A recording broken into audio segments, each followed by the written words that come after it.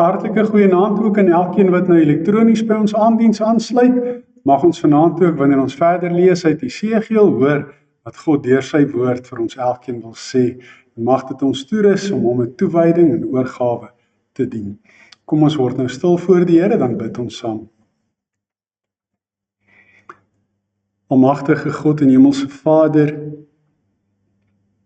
ons aanbid U vanaand omdat ons weer dink aan die grootheid en heerlikheid van U heilige naam. Omdat ons waardering het, omdat U so kosbaar is. Omdat ons dankbaar is, omdat U ons ook hoog ag en ons liefhet. Ons aanbid U as ons Skepper wat alles so wonderlik gemaak het en vanaand ook weer vir ons geseën het met lieflike reën. So voed U ons en versterk U ons,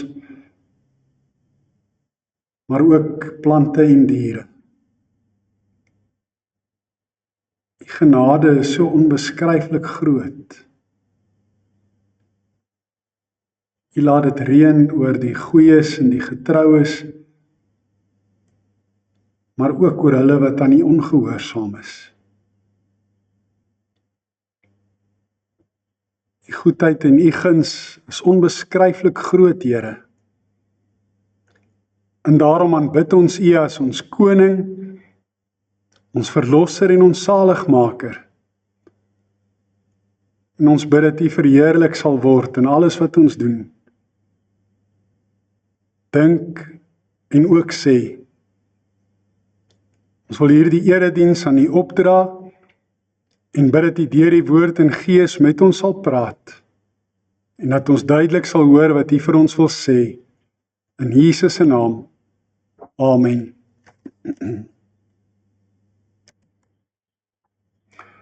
Geliefdes, ja, ons is besig met ons reeks oor die profete.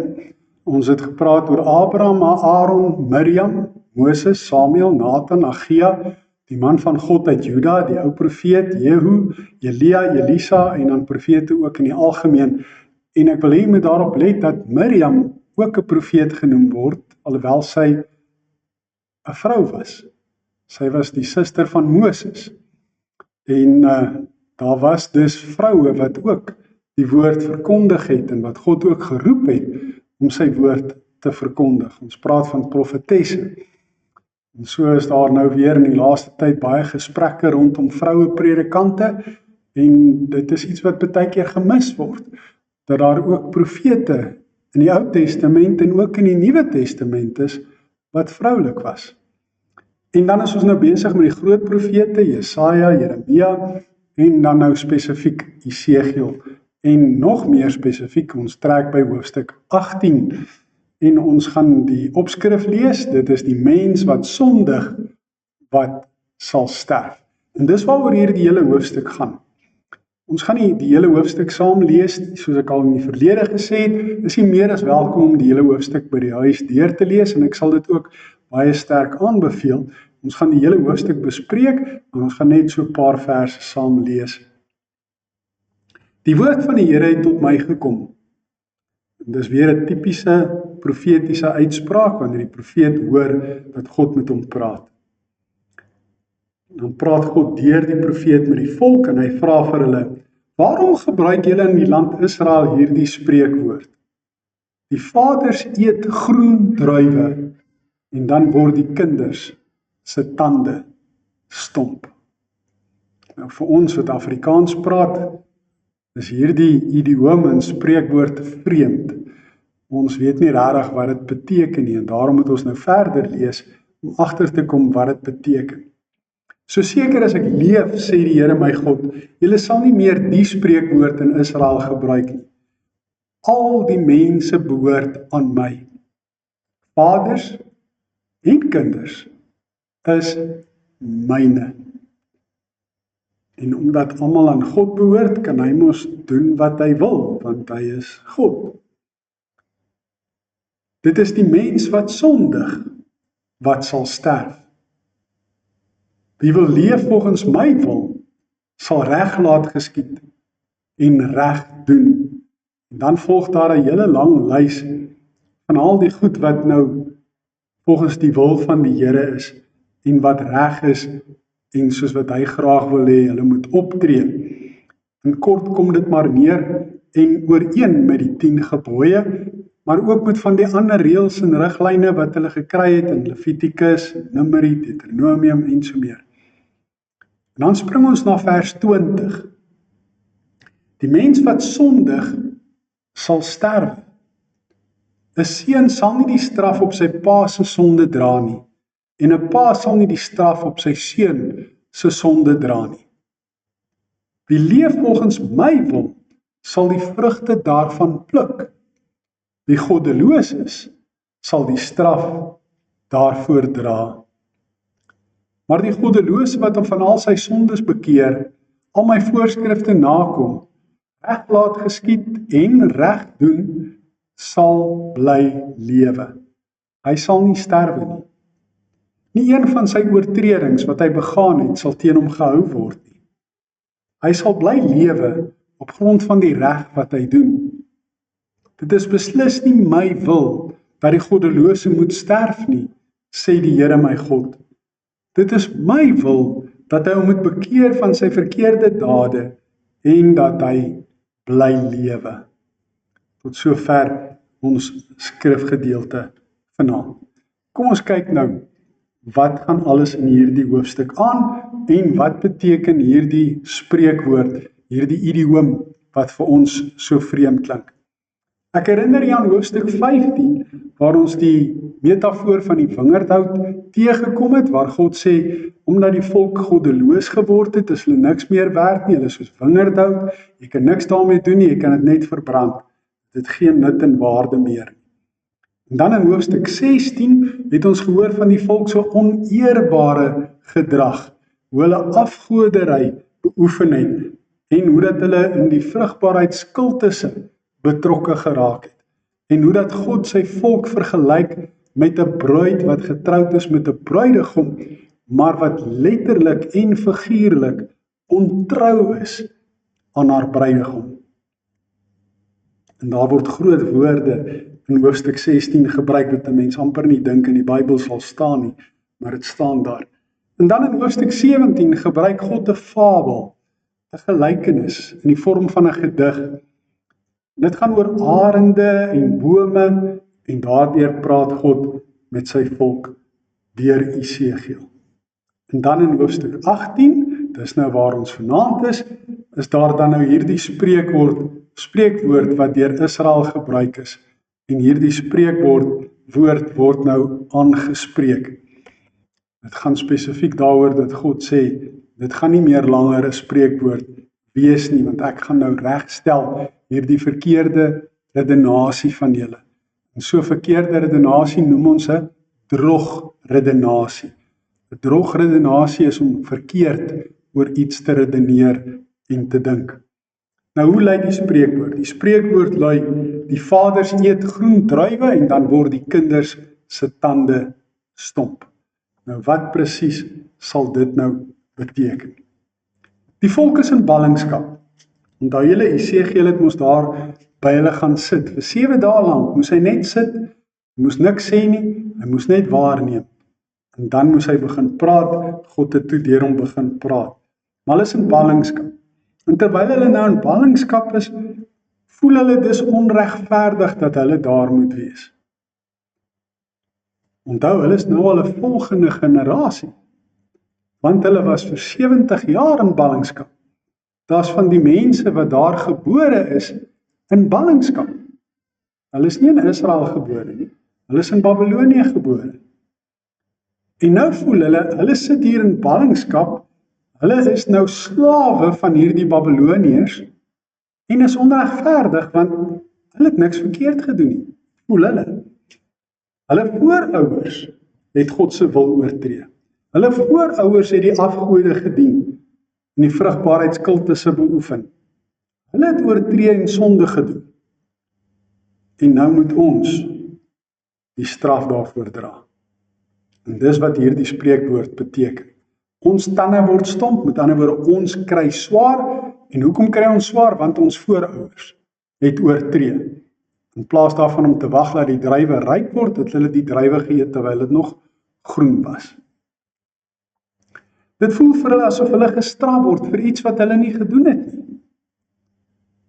Dan kom God en hy sê deur Jesegiel dat hierdie spreekwoord iets van die verlede is. Het sal nie meer gebruik word nie. Hierdie drogredenasie gaan hy kom regstel. En hy gaan vir hulle die ware toedrag van sake uiteensit. En dis dan wat hy doen.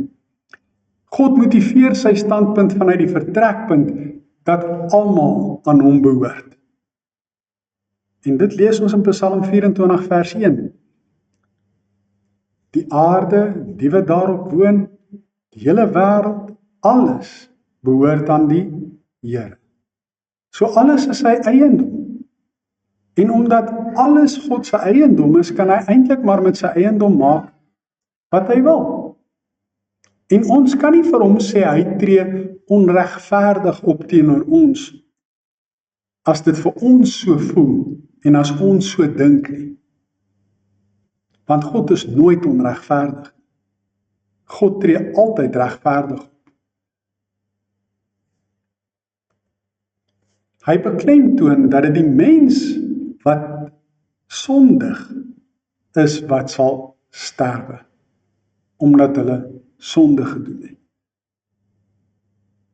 Met ander woorde, jy sterwe nie omdat iemand anders sonde gedoen het nie, jy sterwe omdat jy self sonde gedoen het.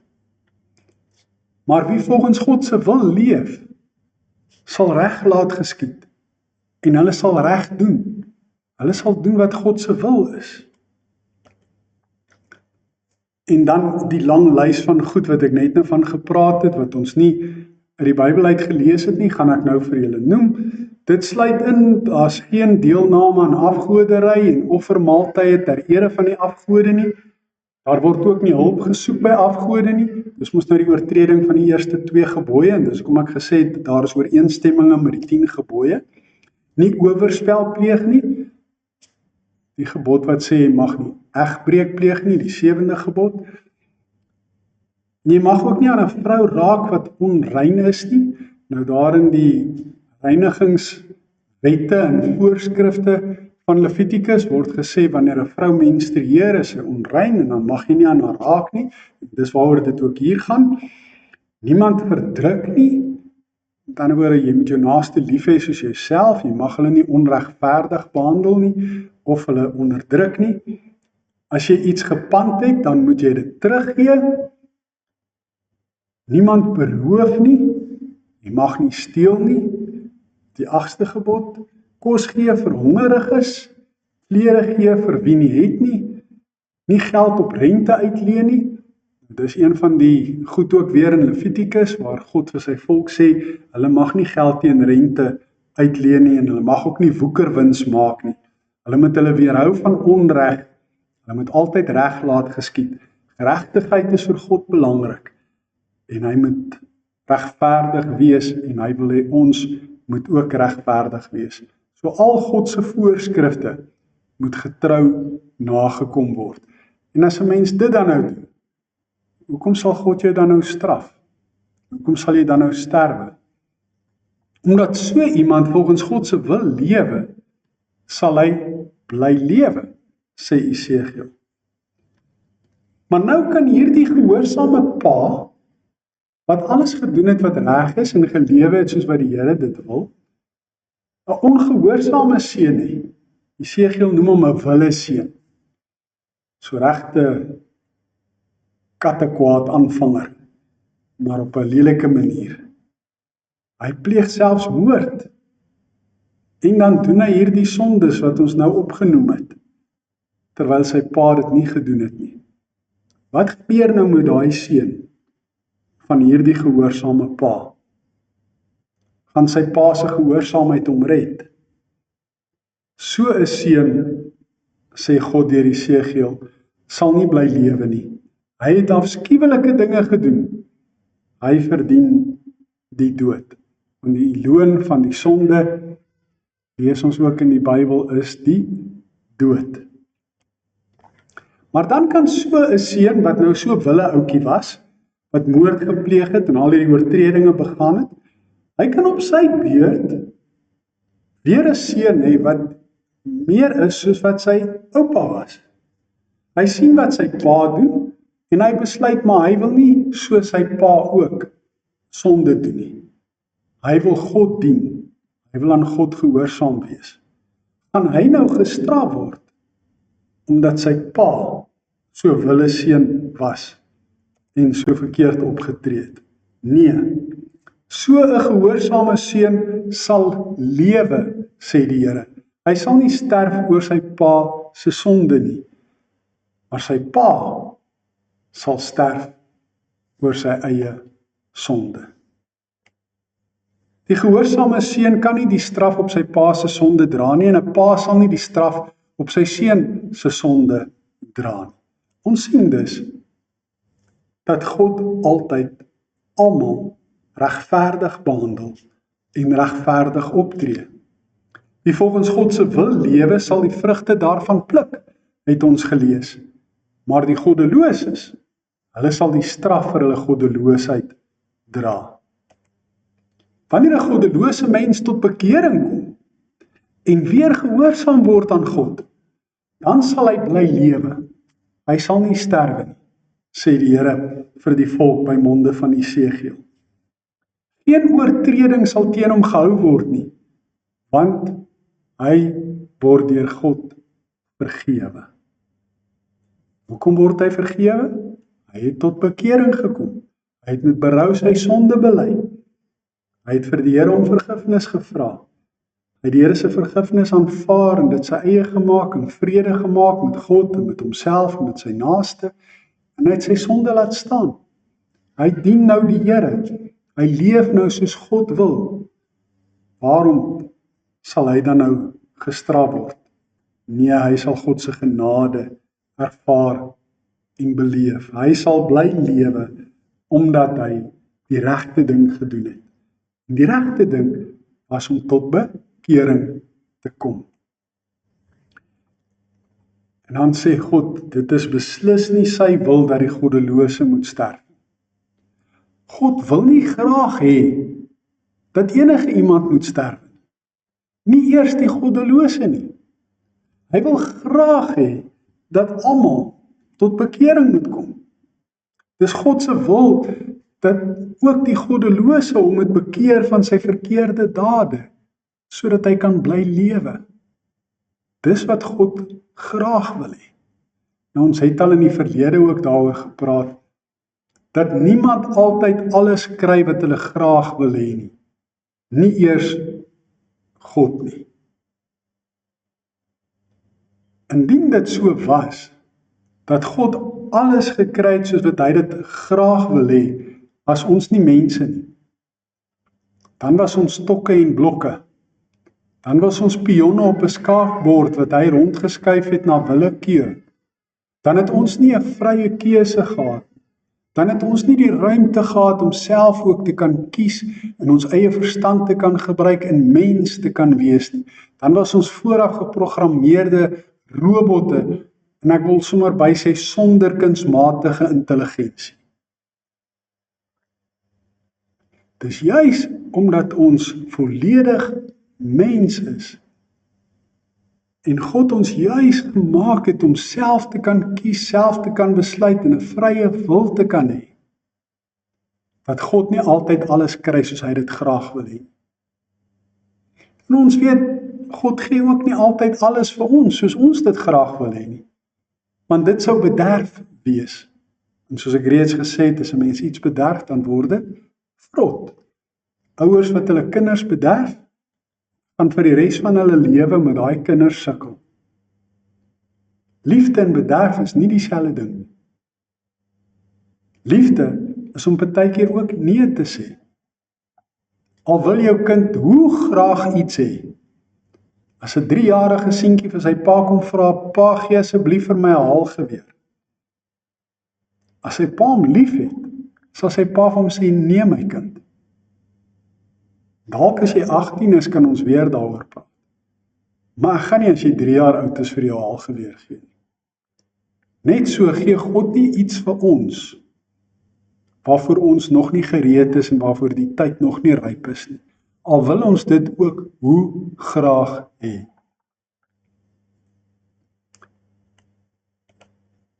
Maar as iemand wat altyd gehoorsaam was, en hierdie is nou 'n interessante een, ophou om God se wil te gehoorsaam, en begin om onreg te pleeg, en die afskuwelike dinge te doen wat goddelose mense doen, dan sal hy nie bly lewe nie. Nou dit kom ooreen met wat ons lees in Hebreërs 5 en 6, waar daar staan, as jy nou een keer deur God verlos is, en jy hierdie verlossing ervaar en beleef het, en jy kennis daarvan opgedoen het, en jy raak afvallig, jy raak afgedwaal van die regte pad af, dan sê die Hebreërskrywer, is dit onmoontlik om jou weer tot bekering te bring. Want jy kruisig weer van vooraf vir Christus. Jy maak hom in die openbaar tot 'n bespotting. Jy verontagsaam die Heilige Gees. So dis belangrik om die regte ding te doen, om tot bekering te kom, en daarin te volhard, tot by die wenstreep. Soos wat ons vanoggend ook gehoor het, Paulus se hartsbegeerte is. Om te volhard tot by die wenstreep. Want as jy langs die pad moedeloos word en uitsak en ophou volhard, gaan jy nie bly lewe nie. Nie een van die goeie dinge wat hy aanvanklik gedoen het, sal in sy guns stel nie. Want hy het ontrou geword. En hy sal sterf op grond van sy sonde wat hy gedoen het. So niks van die goeie goed wat jy gedoen het, gaan jou help, as jy op die einde van die dag goddeloos lewe nie. Jy moet volhard tot op die laaste dag, wat jou laaste asem uitblaas. God sê, dis nie hy wat nie reg optree deur regverdig te straf nie. Dis die volk wat nie reg optree nie. Die volk sê, God tree nie reg op nie, want hy straf hulle vir die sondes van hulle voorouers. God sê, dis nie waar nie. Dis 'n drogredenasie. Ek straf elkeen vir sy eie sonde. Ek tree reg op. Ek is regverdig, sê God vir hulle. Dis julle wat nie reg optree nie. Dis deur julle ongehoorsaamheid en julle sonde en julle afskuwelike optrede dat julle hierdie straf kry wat julle verdien. Daarom roep God die volk op om tot bekering te kom, om 'n nuwe gesindheid te ontwikkel, om 'n nuwe gees te kry. En hy herhaal dit 2 keer, dat hy nie wil hê dat die mens moet sterwe nie, maar dat die mens tot bekering moet kom en bly lewe. Hy wil dit so graag hê. En hierdie nuwe gesindheid, hierdie nuwe gees, in die Nuwe Testament leer ons eintlik eers wat dit regtig beteken. Wanneer Jesus in die nag in 'n gesprek is met 'n Fariseer wat na hom toe kom. Die Fariseer se naam was Nikodemus. Dis dieselfde ou wat by was toe Josef van Arimatea vir Jesus in sy graf neergelê en hom begrawe het. Hy praat met Nikodemus oor wedergeboorte. As jy nie deur water en die Gees weer en opnuut gebore word nie, kan jy die koninkryk van God nie sien nie. So wedergeboorte gaan eintlik bekering vooraf.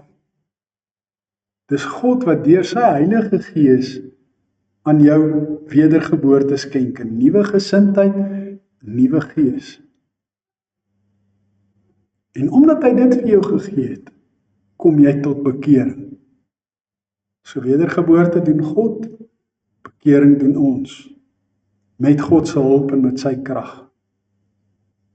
En dis wat hy wil hê ons moet doen. So wat is die boodskap vir ons wat ons vanaand uit Esegiel 18 moet leer? Ons hoor baie keer van dwaalleraars wat glo en wat mense so leer, dat as jy bad luck ervaar, en hierdie swaar kry wat jou tref, hierdie beproewinge waardeur jy gaan, is as gevolg van die sondes wat jou voorgeslagte gedoen het. En dan sal hulle vir jou vra, byvoorbeeld, was jou pa of oupa dalk 'n vrymesselaar gewees? Hulle is nogal lief vir daai ene. Of het jou ma of ouma dalk 'n toekomsvoorspeller, ekskuus daar korte R aan die einde, 'n toordokter of 'n heks of 'n gypsy geraadpleeg? Hulle soek redes in die sondes van jou voorgeslagte vir jou swaar kry en jou beproewings. Aan die een kant word jy verontskuldig, want dit is nie my skuld dat ek nou so swaar kry en so beproewings ervaar en beleef nie, en soveel bad luck het wat my tref nie. Dis my voorgeslagte se skuld. So as hulle dit nie gedoen het nie, sou ek nou net good luck gehad. Dis die goed wat hulle leer. Maar dis 'n dwaalleer. En dis wat God ook vir die volk sê, dit wat hulle doen is 'n drogredenasie, dis 'n dwaalleer, dis nie die waarheid. Ja, die 10 gebooie sê inderdaad dat God die sondes van die vaders besoek aan die kinders tot in die 3de en die 4de geslag van die wat hom haat. Maar dat hy sy liefde betoon tot aan die 1000ste geslag van die wat hom liefhet en sy gebooie gehoorsaam. Sien julle, 3de, 4de en 1000ste, dis die eerste ding wat julle moet raak sien, die verhouding. En die tweede ding wat julle moet raak sien is, dit wat God deur Jesegiel sê, as daar 'n pa is wat gehoorsaam is, gaan hy nie gestraf word vir sy pa wat ongehoorsaam was, se sonde. En as daai pa 'n wille seun het, dan is hy een van daai wat die Here haat, wat gestraf word. En as sy seun ook die Here haat, word hy ook gestraf, en as sy seun ook die Here haat, word hy ook gestraf. Maar as sy seun wat dan gebore word, dan word die oupa se agterkleinkind, die Here liefhet en hom dien, dan bewys die Here ook liefde aan hom. So jy word nie gestraf vir jou voorgeslagte se sonde nie. Jy word gestraf vir jou eie oortredinge, vir jou eie sondes. En dis presies dieselfde wat God ook hier deur Jesegiel vir die volk sê. Ons word nie gestraf vir iemand anders se sondes nie. Ons word gestraf vir ons eie sonde. Daar's niemand wat kan sê ek is sonder sonde nie. Jakobus sê in hoofstuk 2 vers 10, as jy al die gebooie gehoorsaam, maar daar's net een waarin jy struikel. Sê nou maar jy vertel 'n wit leentjie, met ander woorde jy het valse getuienis afgelê, jy het daai gebod dan oortree. Hy sê dan is jy skuldig aan al die gebooie, want jy het die wet oortree. Of jy nou gebod nommer 1 of gebod nommer 3 of gebod nommer 7 oortree het, maak nie saak watter nommer gebod jy oortree het nie. Jy het die gebod oortree en jy is skuldig. So daarom is almal skuldig, almal het gesondig, elkeen het sy eie pad geloop, skryf Paulus daar in Romeine 3. En daarom kan niemand homself verontskuldig nie. Dis alleen maar deur God se genade dat ons gered word. Dis alleen maar omdat God uit genade ons uitgekies het en aan ons die Heilige Gees gegee het om wedergeboorte in ons te bewerkstellig, dat ons sy kinders kan word. En dis net genade dat ons die wil en die dryfkrag kry om tot bekering te kom en te doen wat God graag wil hê ons moet doen. Sodat ons die ewige lewe kan hê. En dis nie God se wil dat ons moet sterwe nie. Dis God se wil dat ons moet lewe. En hier spreek dit ook die dwaalleer aan van die universalisme. Die universalisme dwaalleer, toe ons die dwaallere bespreek het, leer alle mense word gered. Maak nie saak wat jy glo of wat jy doen nie.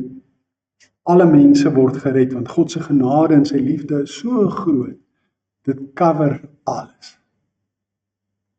Jesegiel sê dis nie waar nie. Mense wat goddeloos lewe en nie lewe soos wat God wil nie, gaan gestraf word. Maar mense wat tot bekering kom, wat in Jesus glo, soos wat ons in die Nuwe Testament leer, wat God se genade ervaar en beleef en tot bekering kom omdat hulle wedergebore is deur die Heilige Gees, hulle ontvang die ewige lewe. Hulle sal lewe. Hulle sal nie sterwe nie.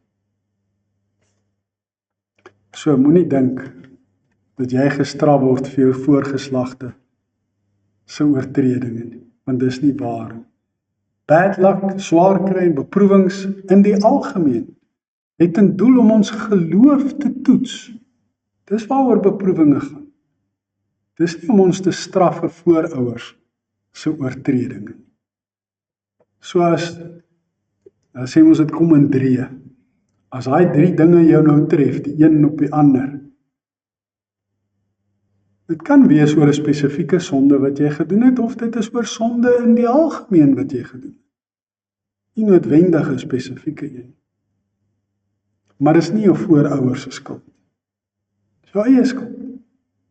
Die goed wat ons baie keer ervaar en beleef, is goed wat ons vir onsself bring, deur ons eie keuses, ons eie besluite, ons eie optrede. Ons kan nie iemand anders daarvoor blameer nie. Ons dra self die skuld vir ons eie oortreding. God straf my nie vir iemand anders se oortreding. Maar hier is die wonder van sy genade. Hy vergewe my op grond van iemand met 'n hoofletter anders se gehoorsaamheid. Hy vergewe my op grond van Christus se gehoorsaamheid. Want hy het gehoorsaam, my straf gedra. Hy het gesterf in my plek, sodat ek kan lewe. En dis hoe groot sy genade is.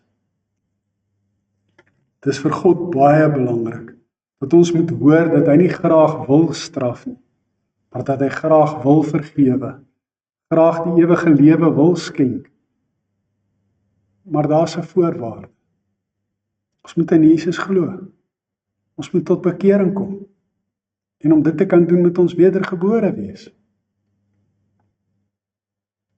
Sonder dit kan ons nie in die koninkryk kom nie.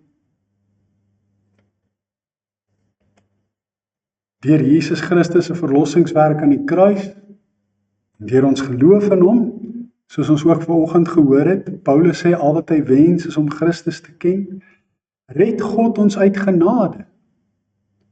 Maar dan moet ons volhard tot die einde toe. Ons moenie weer die pad byste raak nie. As jy die pad byste raak, verloor jy alles. Ongelukkig is daar baie mense wat goed begin in die wedloop van die geloof.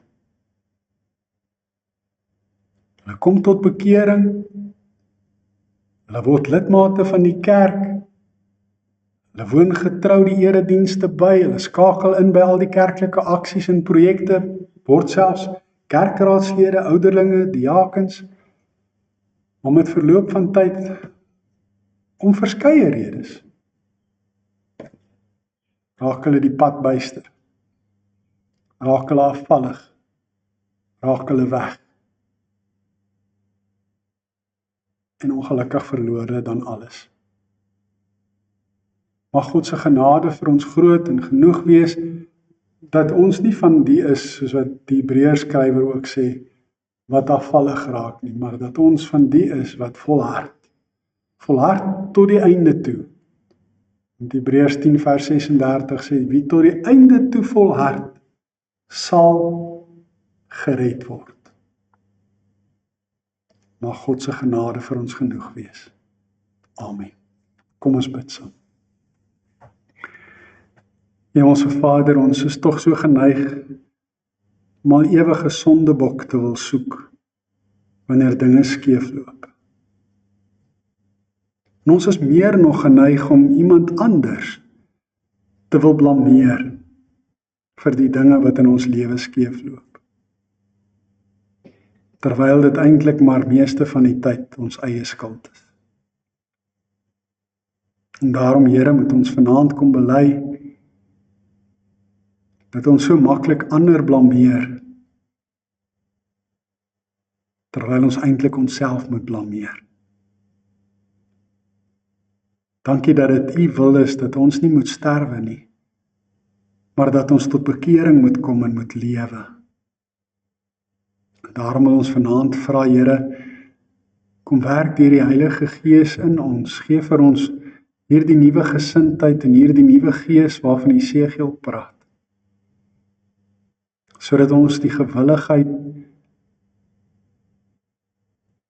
en die vermoë sal hê om tot bekering te kan kom, om weg te draai van die sonde en van die verkeerde pad af, om op die regte pad te loop en daarop te volhard, totdat ons by die wenstreep kom. Vader, ons wil bid vir so baie mense wat afgedwaal het. En ons weet dat U ook die gelykenis vertel het van die man wat 100 skape gehad het en een het weggeraak en hoe dat hy die 99 gelos het om daardie een skaap te gaan haal. En so weet ons, kom soek U ook na ons wanneer ons afgedwaal het. En ons wil bid vir hulle wat afgedwaal het en vra dat U hulle sal kry, dat hulle weer sal terugkom na U toe. Dankie dat U genade so oneindig groot is, en dat U graag wil hê dat ons tot bekering moet kom, dat U graag wil hê dat ons moet lewe. Ons loof U daarvoor. Ons bid vir elkeen wat vanaand ook in die kerkgebou is, met al die uitdagings wat hulle elke dag mee te doen kry. Ons vra dat U hulle daarmee sal help, dat hulle suksesvol sal wees in alles wat hulle aanpak. Ons bid ook vir elkeen wat na hierdie boodskap luister, waar hulle ook al in die wêreld mag wees. Dat U ook vir elkeen van hulle sal help om al hulle uitdagings suksesvol te bowe te kan kom. Maar meer nog, Here, gee dat elkeen van ons in Christus sal glo, dat dit ons harte wens sal wees om Christus te ken, die krag van sy opstanding te ondervind en een met hom te kan wees, sodat ons kan deel in sy opstanding uit die dood. Ons bid dit in Christus Jesus se naam alleen. Amen. Jy het geleentheid om die Here te dien met die liefdesgawes, dan gaan ons afsluit met lied 504. Ek wil graag die 5de vers vir ons lees. Ons wil U wy ons hele lewe, U volg waar U ons ook mag lei. Aan U, o Here, hoog verhewe en aan U diens steeds toegewy. Spreek deur ons woorde, rig ons dade, volleinder, gee dat deur U krag die heerlik werk van God se genade in ons volbring word, dag na dag.